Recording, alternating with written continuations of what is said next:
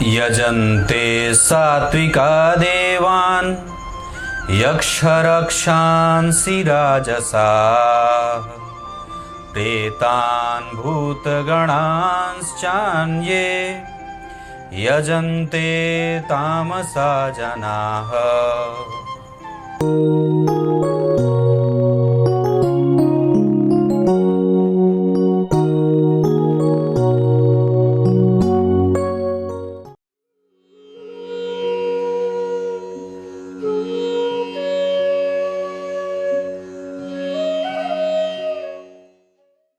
प्रिय दर्शकों नमस्कार। एक बार फिर से उपस्थित हूं आप सबके सामने गुरुवार के कार्यक्रम में।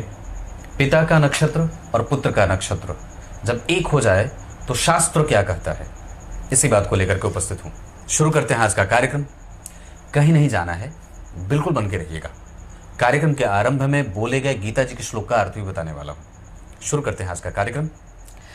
इसमें अगर जैसे पिता जिस नक्षत्र में जन्मे हैं और उसी नक्षत्र में पुत्र का भी जन्म हो जाए, जैसे अगर पति जिस नक्षत्र में जन्मा है उसी नक्षत्र में पत्नी का भी जन्म हो और चरण भी बिल्कुल बराबर हो। कई बार तो वो चरण बराबर ना भी होते हैं, फिर भी उसके नकारात्मक प्रभाव देखने को मिल जाते हैं।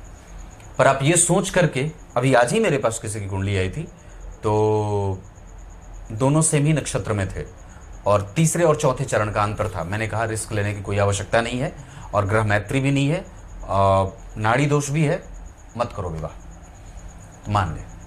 ठीक उसी तरीके से मैंने एक बहुत पहले एक इंटरव्यू लिया था लखनऊ में। आप लोगों ने वो कार्यक्रम देखा भी था, वो जा करके देखिएगा। उनके भी पति का जन्म नक्षत्र और पत्नी का जन्म नक्षत्र चरण के हिसाब से भी बिल्कुल ही सेम था। मेरे पास एक और भी कुंडली आई थी जिसमें बच्चे के नाना ने मुझे संपर्क किया था तो कहा कि पंडित जी ऐसा कैसे हो गया कि मेरे दामाद इतनी जल्दी कैसे जो है वो उनकी मृत्यु कैसे इतनी जल्दी हो गई। तो मैंने कहा कि कुंडली मिला करके नहीं किए होंगे। तो बोला नहीं पंडित जी, कुंडली तो मिला करके किए थे। मैंने कहा हो ही नहीं सकता है। उन्होंने कहा कि बिल्कुल पंडित जी, कुंडली मिला करके बहुत अच्छे से कुंडली के गुण भी मिले थे, बहुत अच्छे से विवाह हुआ था और बहुत बढ़िया सब कुछ हुआ था। मैंने कहा मैंने कही बात दावे से कह सकता हूँ, कुंडली नहीं मिली थी। अगर आप उनकी कुंडली लेकर के आएँ और अगर कुंडली मिली होगी, मैं ज्योतिषी छोड़ दूंगा। 3 से 5 दिन के बाद उन्होंने अपॉइंटमेंट लिया मेरे यहाँ, कुंडली दिखाई।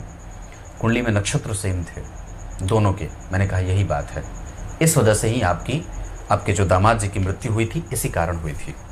सेम वही बात, पिता और पुत्र के जन्म के नक्षत्र जब सेम हो जाते हैं तो शास्त्र में उसके कोई गड़बड़ परिणाम नहीं जाते, पर वो कई बार उसके लिए अरिष्ट कारक हो जाता है। जैसे लिखा है यहाँ, तातस्य जन्म भेयस्य प्रसूतिर्जायते यदि तातम वा भ्रातरम ज्येष्ठम अरिष्ठम कुरुते ध्रुवम।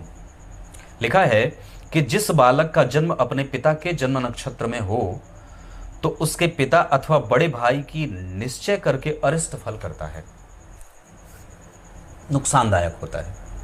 अब यह नुकसान उसके करियर को लेकर के हो सकता है, पिता को या बड़े भाई को, या फिर यह नुकसान उसके स्वास्थ्य को लेकर के हो सकता है। आप उसे किसी भी तरीके से नुकसान में देगा। नुकसान तो कुछ भी नुकसान ही है, जैसे स्वास्थ्य हो, करियर हो, आगे बढ़ने में अवरोध गतिरोध उत्पन्न होते हैं। अगला ही सूत्र यह भी कहता है कि मूलवक्षांतिकम तत्र विधेयम ही विचक्षणै भूमि रत्नानि हेमान्नम देयम विप्रेषु भक्तितः। पिता के जन्म नक्षत्र में बालक का जन्म होने से जैसे मूल नक्षत्र की शांति कराई जाती है, जो कोई मूल नक्षत्र में जन्म लेता है, और जैसे उस विधि से शांति कराई जाती है, वैसे ही उसी के समान विधि पूर्वक पंडितों द्वारा शांति कराएं और ब्राह्मणों को रत्न आदि, आभूषण आदि और अन्न आदि पदार्थों से उनका अभिषेचन कर, मतलब उसको दान करें। ये ऐसा करना चाहिए, इससे उसके दोष मिट जाते हैं। तो आपको ये देखना है कि आपके जन्म का नक्षत्र क्या है और आपके बच्चे के जन्म का नक्षत्र क्या है। अगर ये दोनों सेम है तो फिर थोड़ी सावधानी।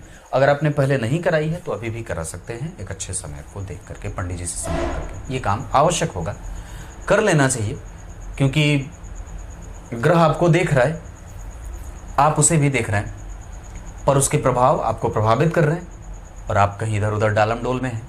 इस वजह से ज्योतिष विभाग और ज्योतिष जैसे शास्त्र की महिमा किसी के द्वारा ना तो गाई जा सकती है और ना तो किसी के द्वारा ना गाई जाने से इस पे अगर कोई मान लीजिए कोई बहुत बड़ा संत है, अगर ज्योतिष के बारे में उन्होंने दो टुक्का दी कि नहीं ऐसा है या ऐसा नहीं है, तो उसकी महिमा कम नहीं हो जाती, वो यथावत बना रहता है। पर इसके जो सूत्र और सिद्धांत हैं उसे अवश्य ही जीवन पे अप्लाई कर लेना चाहिए। ये प्रभाव है इनका। कुछ इसी तरीके से आज के कार्यक्रम का समापन करते हैं। आइए अब आपको गीता जी के श्लोक का अर्थ बता देता हूँ।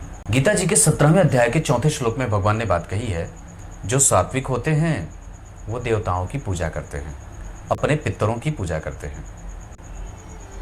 जो राजसिक होते हैं वो राक्षसों की पूजा करते हैं, और जो तामसिक होते हैं वो भूत प्रेत पिशाचों की पूजा करते हैं।